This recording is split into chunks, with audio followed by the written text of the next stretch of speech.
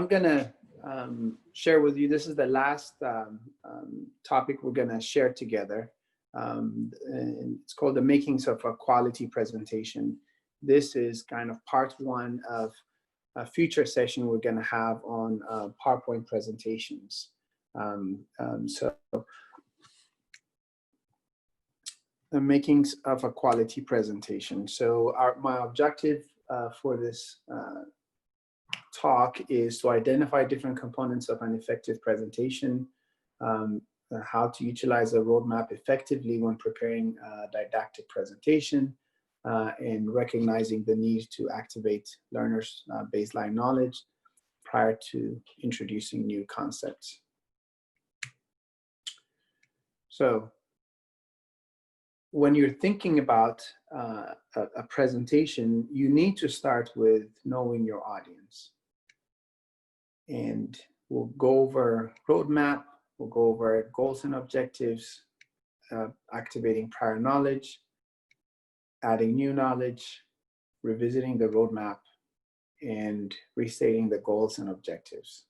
So this is how we're going to go over in this course.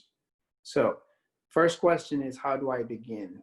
So know your audience. It is very important, as we mentioned earlier, as you're preparing a presentation, you should start by asking the question, what is the level of their training? Is this the first time that they're hearing this concept, or is this a repeat? And then how will they best learn the material that I am covering? So start with asking that question before you prepare the presentation. And depending on their level of training and what you're trying to teach them, your delivery method would be different, your setting will be different, and the tool that you would use would be different. Then once you know your audience and what you want to cover, it's important to provide people a roadmap. So at the beginning of your talk, you should tell them, these are the things that I hope to cover in this session together, so that you set expectations from the get-go.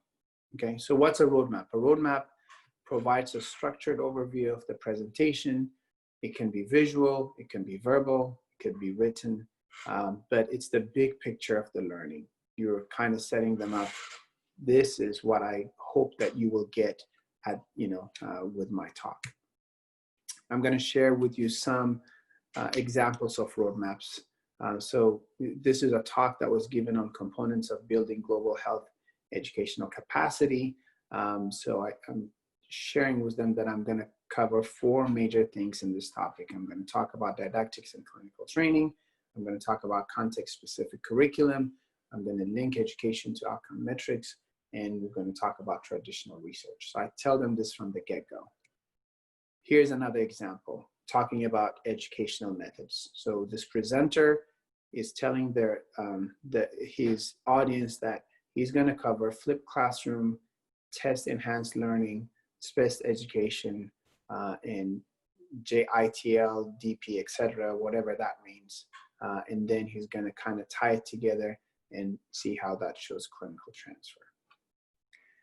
And your roadmap could be as simple as this. And usually we're used to putting the word outline. So it's similar to an outline, kind of. I'm going to go through introduction. I'm going to talk about domains of learning, cognitive domain, real life examples. Okay, so start with a roadmap, show that to them at the beginning so that they know what to expect. The next step is you have to have goals and objectives. Any educational material that you do, it has to have goals and objectives. And there's a whole session we will do with you guys talking about goals and objectives. So clearly state the objectives from the get-go. So here's the takeaway. What's, and be considerate of the level of the training. So use action verbs when you do goals and objectives. So describe, assess, evaluate, and differentiate. Some of this you guys already know. It's just making sure that you are incorporating it. And once you tell them the goals and objectives, start by activating prior knowledge, okay? So activating prior knowledge allows the learners to connect their previous experience to the new knowledge that you're going to add. So asking questions like, what do you already know about X? Have you ever seen a Y? Did you ever read about Z? So when your learner is going back and bringing that memory, and it helps them put the things that you're going to teach them in the context. And then once you have activated that, you'll be able to build new knowledge on that, okay? Then once we activate prior knowledge, now it's time to add new knowledge. So that's how you can build it.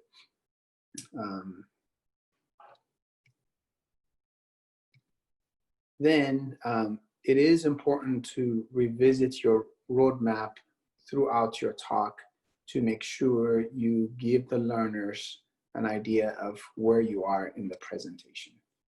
So if you've kind of paid attention to my talk, I've come back to this slide several times to kind of tell you guys that even in this talk, I'm walking you through the different steps and giving you an idea of, you know, where we are in the talk. Okay, so revisiting the roadmap, it reminds and guides the learners. You know, for some reason, if they went into a tangent, it helps bring them back to the main points that we're trying to cover. So, you know, an example, what I did for this talk is, you know, every so often, you know, at the beginning, I would highlight this, and then after I cover that topic, the slide comes back, and then now it highlights, you know, context-specific curriculum. And then once I cover that, the same slide comes back and then focuses on linking education and outcome metrics. And once that's done, I'll go to traditional research. So creating a framework and revisiting your roadmap throughout your talk really helps guide the learner and, you know, reduces the possibility of them being lost. Okay. And at the end of the talk, it's always good to restate your goals and objectives. What that helps them is it will, you know, it will tell them what they've learned, and it will share with them what you hope that they have learned. And if they haven't learned that, you know, gives them an opportunity to ask you questions and maybe revisit the talk.